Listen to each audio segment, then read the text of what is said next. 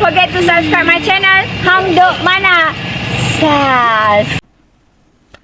Assalamualaikum, selamat datang lagi ke channel Hang Duk Mana. Mari kita dengar Datuk Lokman jawab. Kata Hamzah, tidak salah kerajaan tangguh dahulu kenaikan harga diesel setinggi 20 sen kepada RM4.72 seliter selepas IDF serik atau melaksanakan kenaikan tersebut secara berperingkat. Kita mari dengar. Hamzah Zainuddin cakap tak salah kalau kerajaan tangguhkan kenaikan harga diesel dulu. Kalau orang tak ada otak memang tak salah. Kan? Kalau orang tak ada otak memang tak salah. Betul lah. Saya nak beritahu, kita negara pengeluar minyak, betul. Tetapi kita negara net importer. Maksudnya apa? Maksudnya kita import minyak lagi banyak daripada kita ekspor minyak. So memanglah bila kita ekspor minyak kita pula kualiti baik, kita dapat keuntungan lebih. Tetapi keuntungan itu tak cukup. Nak bagi 300 liter subsidi Budi Madani pun tak cukup. Kerajaan terpaksa kurangkan. Cuba kita fikir menggunakan otak kita yang waras. Saya boleh cakap lah, saya begitu yakin pilihan raya tahun ni, kalau pilihan raya kita jangka tahun ni, maknanya apa? Maknanya kerajaan ni, kalau dia boleh jadi Santa Claus, dia akan jadi Santa Claus. Apa rakyat nak, dia akan bagi. Tarik 100 liter ni, kesan dia besar. 36 juta orang ni, katalah 20 juta pakai kenderaan, 20 juta akan menyumpah.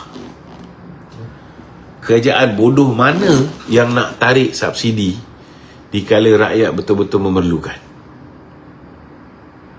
Tetapi kalau dah kelebihan yang kita perolehi daripada dividen Petronas yang bertambah akibat jualan tu masih tak cukup nak bagi subsidi, nak kekalkan subsidi 300 liter ni tak cukup. Apa pilihan yang kerajaan ada?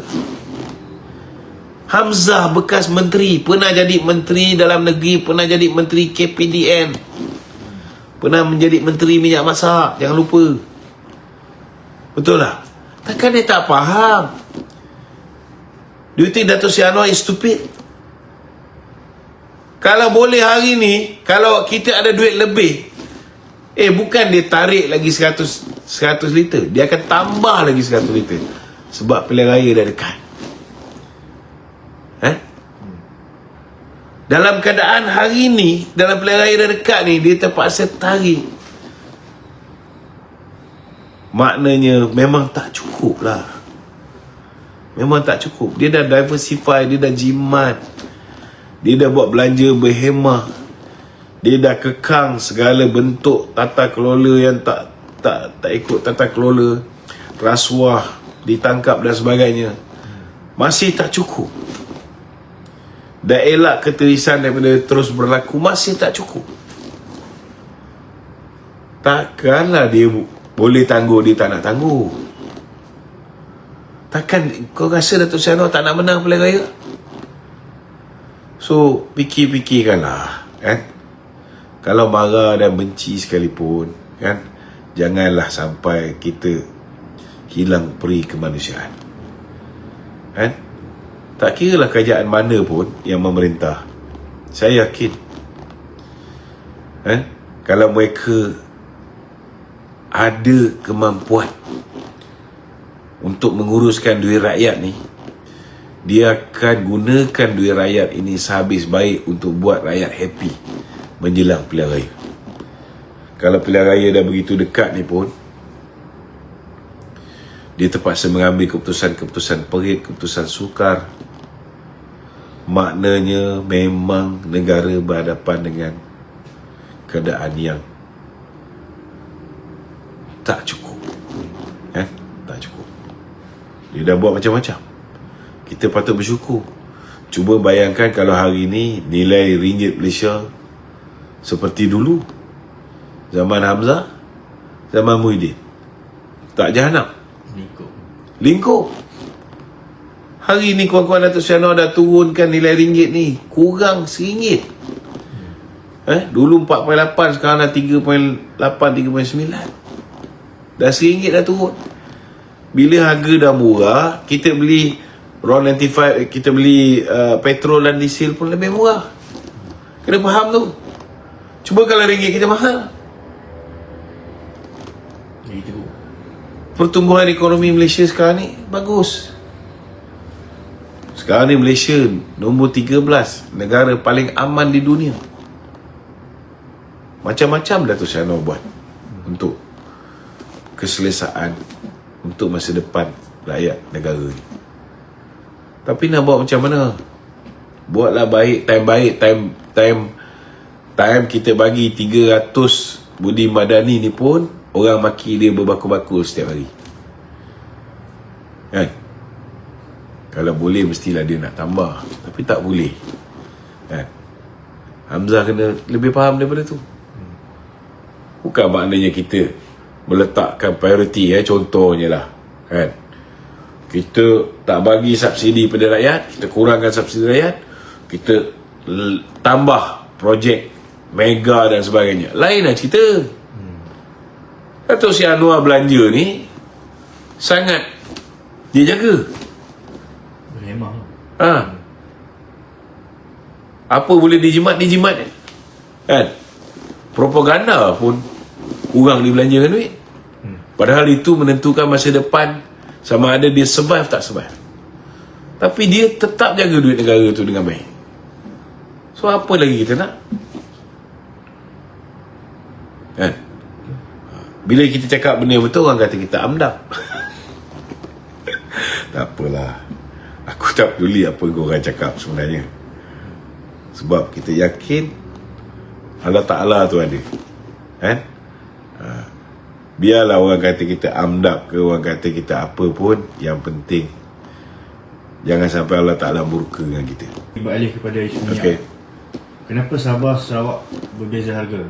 Tak dapat satu jawapan jelas. Boleh ulas?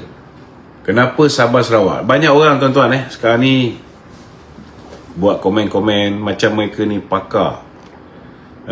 Macam mereka ni pakar saudara dalam semua benda. Bila bab ekonomi, mereka nak jawab. Bila bab politik, mereka juga nak jawab. Dan semua orang yang ada telefon smartphone ni, semua menganggap mereka ni pakar. Yang ni menyukarkan keadaan. Saya nak terangkan serba sikit lah. Malaysia ni mengamalkan dasar subsidi yang berbeza. Kita tak bagi semua secara pukal. Ada sebab kenapa kerajaan mengekalkan subsidi diesel di Sabah dan Sarawak. Kena faham bahawa kita kena kurangkan kos sara hidup yang lebih tinggi di Sabah, Sarawak, Labuan berbanding dengan Semenanjung. Itu sebab harga tuan-tuan tak sama. Keduanya, dari segi kos logistik dan pengangkutan.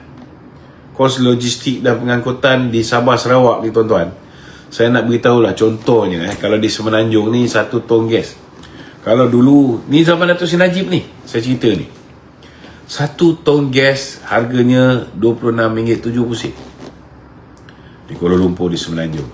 Paling tinggi pun Semenanjung ni mungkin RM30-31 pada ketika tu. Tapi di Sabah, Sarawak boleh mencecah RM80. Sebab apa? Sebab nak hantar barang tu tuan-tuan, bukan semua ada jalan raya. Separuh mungkin boleh bawa naik lori sampai ke destinasi tertentu, kena punggah pula daripada lori naik ke sampan panjang, masuk ke pedalaman menggunakan sampan ataupun motorbot. Sampai ke destinasi pedalaman tu, kena upah lagi orang untuk punggah pula naik beca roda 3 ke, naik van ke, bawa bekalan ni sampai ke destinasi. Mana tak harga naik sampai RM80 1 tong gas tuan-tuan.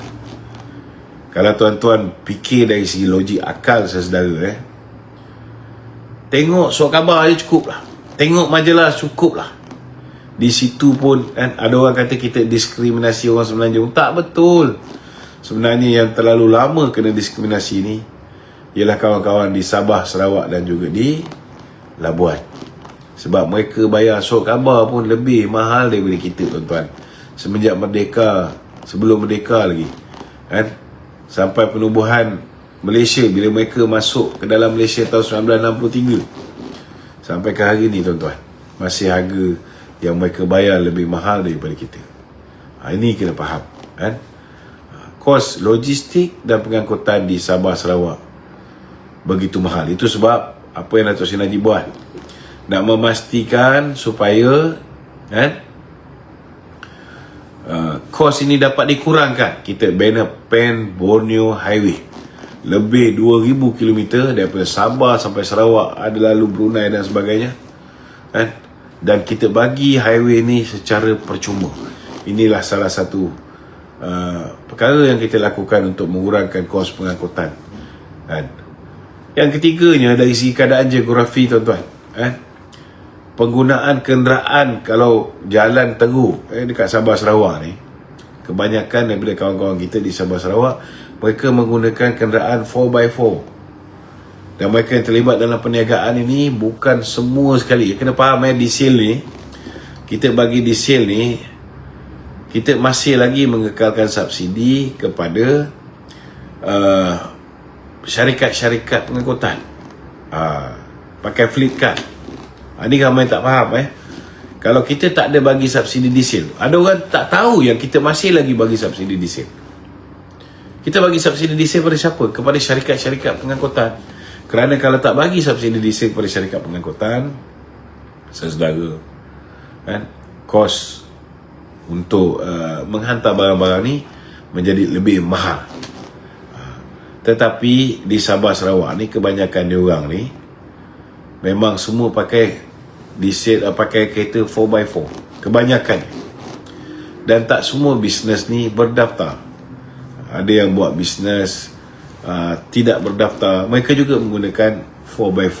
Peniaga-peniaga kecil, mereka menggunakan penggunaan kenderaan 4x4. Itu sebabnya kita cuba nak kurang kos dia orang.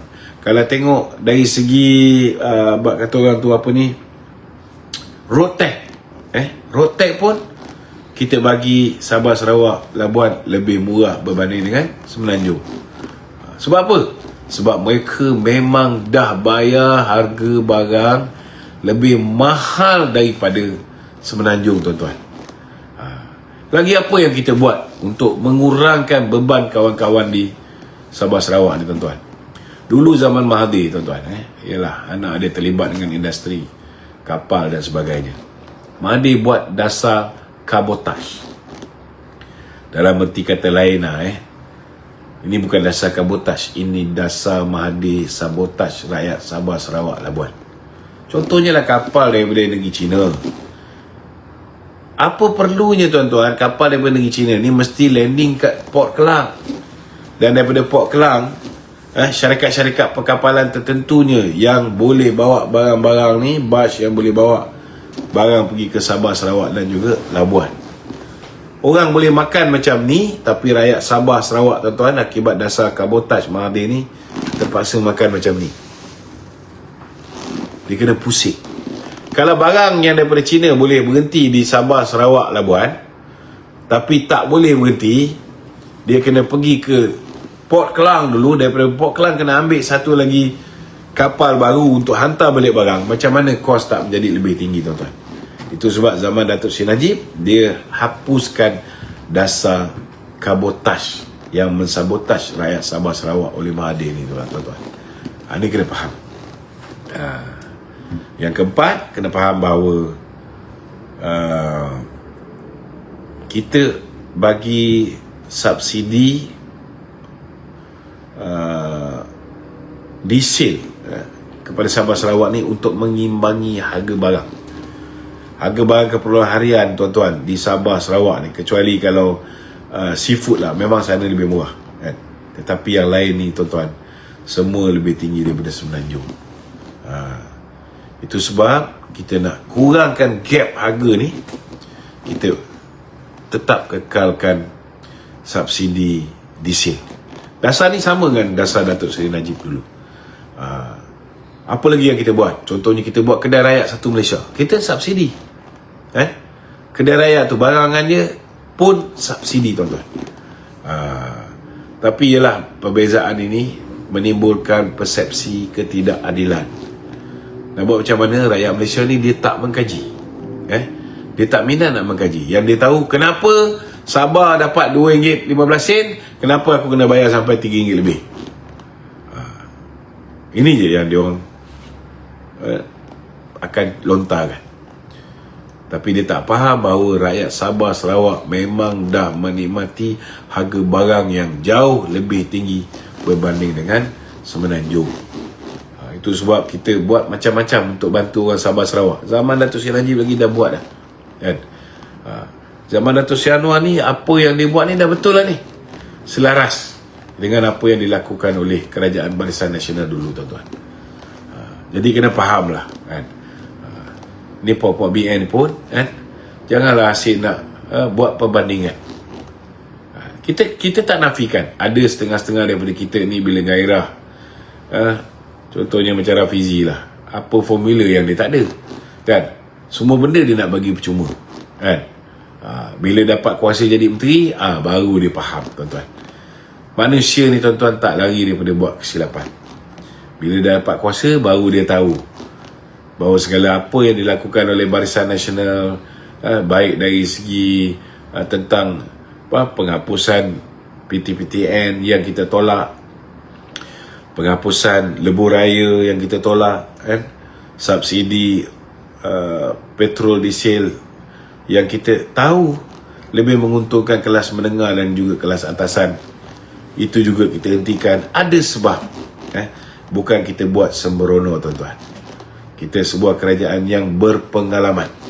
Itu sebab, saudara, bagi orang yang pandai menjanjikan yang bukan-bukan, tapi akhirnya tak boleh tunaikan, bila dapat kuasa memang perit lah. Memang perit. Itu sebab BN dulu, tuan-tuan, kita tak boleh nak janjikan bulan dan bintang. Sebab kita tahu lepas pilihan raya kita tetap akan memerintah. Jadi bila kita buat janji, kita buat janji yang munasabah, yang mampu kita tunaikan. Tapi nak buat macam mana? Janji-janji yang indah ini lebih lunak dan lebih memikat hati rakyat. Rakyat tolak BN. Bila rakyat tolak BN, sekarang ni rakyat nak marah pula orang yang menjanjikan bulan yang bintang. Nak buat macam mana? Padahal hakikat dan realitinya, orang yang menjanjikan bulan dan bintang ini pun ditolak manifestonya oleh rakyat, kan? Sebenarnya yang pening ni sebenarnya rakyat. Dia nak petrol murah, nak itu murah, tak nak bayar PTPTN, nak tol tanpa dihapuskan, tapi PH dia tak bagi menang, PN dia tak bagi menang, BN pun dia tak bagi menang. Last kali musuh-musuh politik terpaksa bergabung, bila bergabung, tuan-tuan, tak bolehlah pakai polisi PH saja, tak bolehlah pakai polisi BN saja. Maka kita kena berpakat yang mana kita boleh laksana secara bersama, ada konsensus, semua orang setuju untuk kita laksanakan, barulah kita boleh laksanakan. Ini kena faham, tuan-tuan. Ini kena faham. Ada lagi? Itu apakah nasihat yang boleh diberi kepada rakyat ni pasal subsidi ni lah? Saya tadi dah ulas pasal benda ni. Saya rasa itulah benda terbaik lah. Fully utilize IC isteri, fully utilize IC anak-anak yang mungkin dia pakai motosikal saja, kan? So siapa yang beban bergerak banyak, isi minyak banyak tu, dalam satu keluarga ni berpakatlah, kan? Kena ambil giliran, penuhkan tangki minyak bapak. Kalau bapak ni yang paling banyak pakai travel, kan? Itulah cara yang terbaik buat masa ni. Ini pun kita patut bersyukur kerana kerajaan masih lagi boleh subsidi 200 liter setiap bulan untuk setiap ramaikan. Okey? Kita komen saya satu je lah. Kita semua tahulah kenaikan harga minyak ni disebabkan ialah perang dekat US dengan Iran sana. So satu lagi bila Selat Hormuz ditutup, lagi masalah kepada semua. So kita sama-sama lah jimat cermat seperti kata Pak Mek Anwar Ibrahim, supaya kita dapat apa-apa berlaku adalah